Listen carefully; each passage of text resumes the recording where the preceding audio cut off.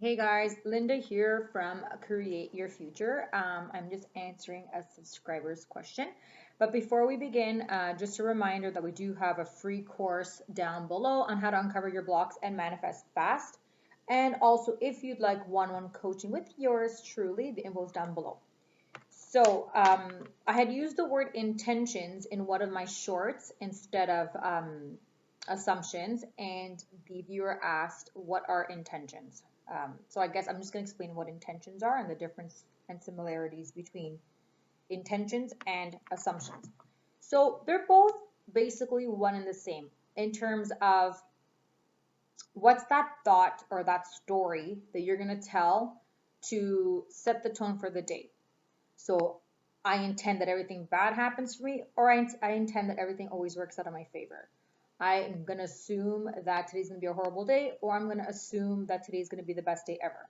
So just a little background. So intentions are a little bit more of like a conscious decision, if that makes sense. It's your aim, it's your focus, it's your directional energy.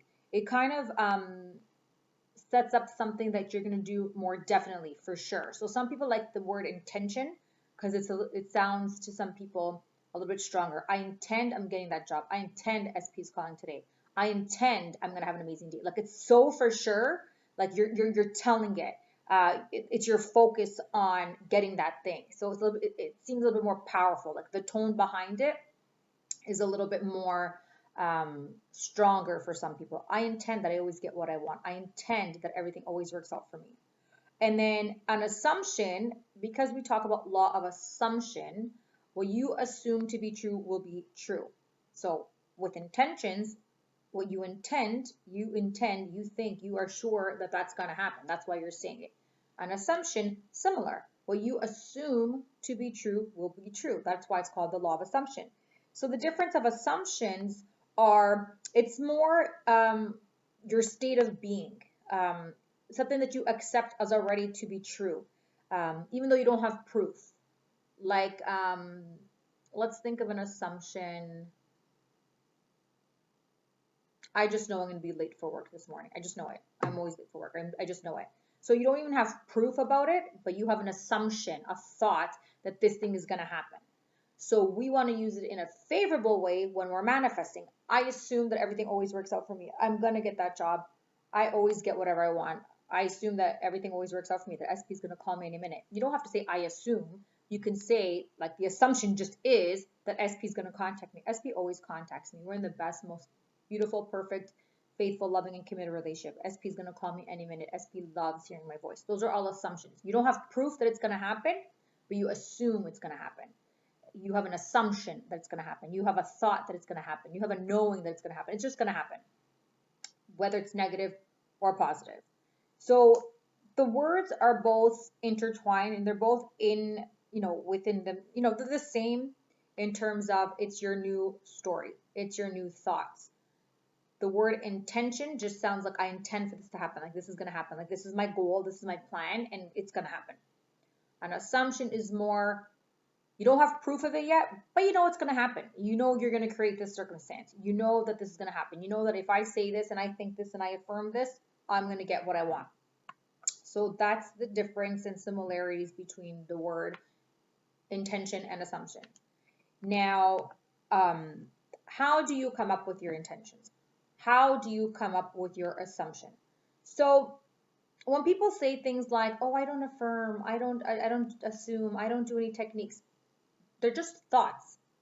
We're always thinking. We have, don't quote me on the number, I think it's like 70 billion thoughts a day. Like you're just on autopilot. There's always something going on in the back of your head.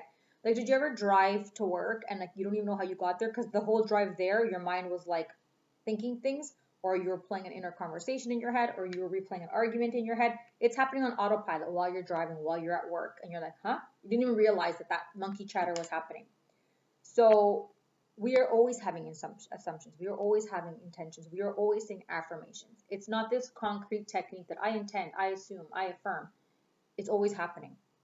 But what we're doing now is we're going to consciously affirm. We're going to consciously choose our intentions. We're going to consciously choose our assumptions. We're going to be in control of what's going on up here because we know that believing is seeing.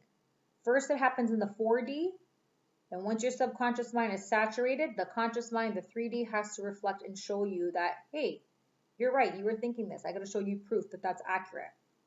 So whether you use the word intentions or assumptions, the way you do it is you need to uncover your blocks. You need to find your old story, and then you change it. You change it to the positive version.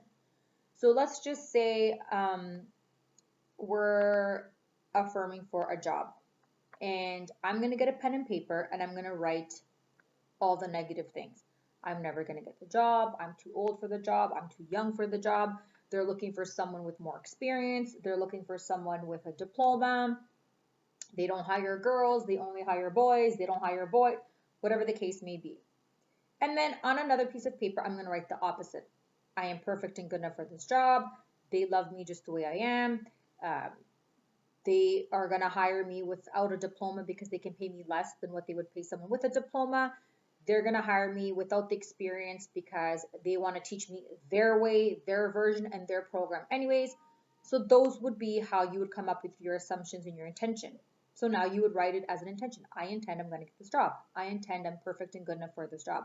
I intend everything always works out for me. I intend they're going to hire me even without the experience because they want to train me in the version that they want to train me. I intend I am successful. I intend I'm the successful candidate for this position. Or you can say, I assume I'm going to get this job. It's my assumption I'm going to be qualified. I just know I'm going to get this job. They're going to hire me regardless because I'm magnetic and everything always works out for me.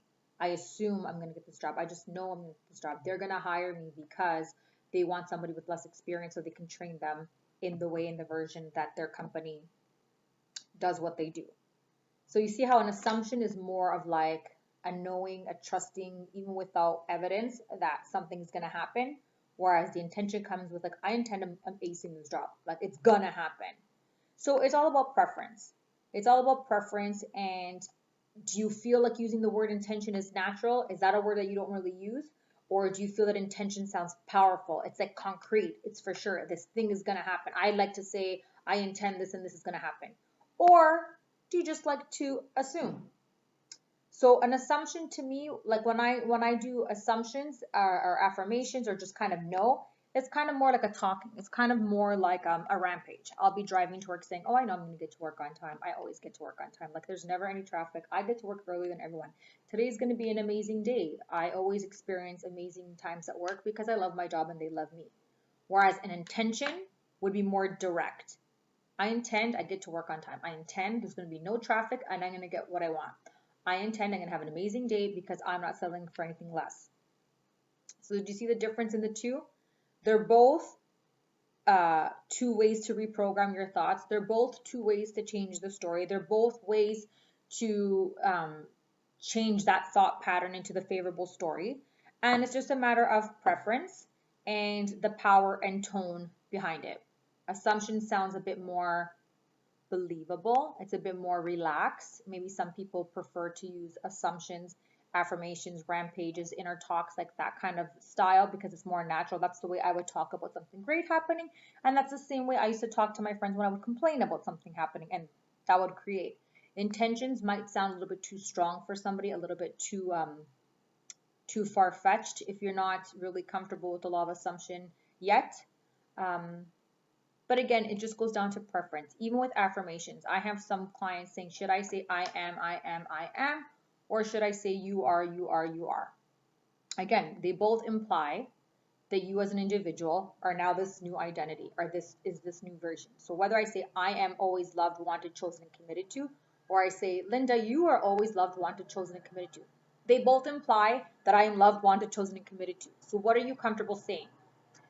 So for me, there's times where I say, I'm amazing. Like, I'm such an amazing catch. Like, I'm smart, I'm funny, everything works out for me. There's times where I like to kind of rampage and say it like that. But then there's times, for example, in the morning when I get ready, I like to do mirror work. So as I'm doing my makeup and washing my face and brushing my teeth, not as a concrete routine, but it's just kind of now part of my daily routine, I like to say you are. Because when I'm in the mirror, it's as if someone's looking at me and they're telling me, they're complimenting me, Linda, you are this, you are that, you are amazing, you deserve this, you deserve that. So when I do mirror work, I like to do you are. Also because, you know, depending on your culture, your upbringing, your childhood, it was very easy for our parents to say, you're so bad, you're not listening, you need to do this, you. And maybe it was rarely said, you're so amazing, I love you, you are so deserving of that great, you know, mark at work. You're so deserving of a hug. I love you. You are amazing. You are an amazing daughter. You're an amazing child. It's like very rare in some cultures and upbringings that that happens. So for me, when I'm doing mirror work and I say you are, it validates me as if someone on the outside is telling me. I haven't been told those things often growing up, that I like to tell myself something. So the you are's in the mirror make me feel like somebody else is complimenting me. It's coming from an outside source. I'm getting validation. So I like those. And then there's times where I like to say, I am this, I am that, to build up my self-concept, to prove to myself that I know I am these things. So again, it comes down to preference. They're kind of all in and around the same. They have the same outcome, the same purpose, the same solution. It's just what feels more natural and comfortable for you. Because remember, we have always been affirming. We have always been manifesting. We've been doing it subconsciously, unconsciously, without thinking, without knowing, with all the stuff in the background running on autopilot. We've always been doing it. So now we're going to consciously do it, consciously pick those thoughts, be aware of what we're thinking, and change those thoughts to fit the new narrative we want.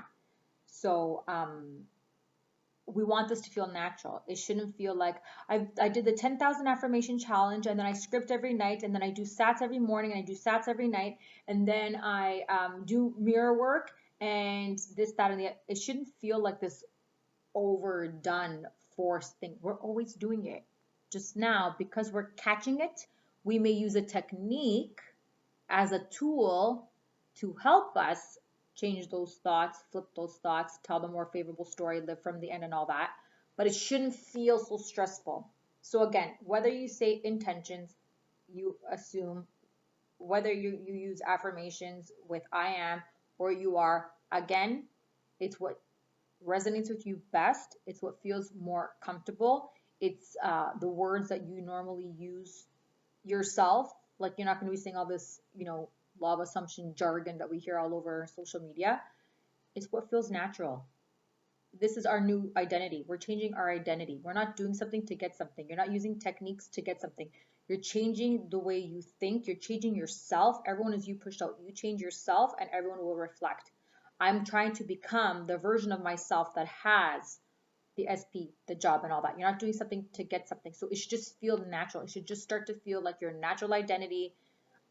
Who are you being? How would you be thinking and acting if you were the version of self that already had the desire? How would you be talking? I'm amazing. I'm going to have such an amazing date. I'm so lucky. Oh, I'm so lucky. I have the best boyfriend. Do you get it? So basically, whatever feels natural for you will work for you, because they're all kind of similar in their purpose and their outcome.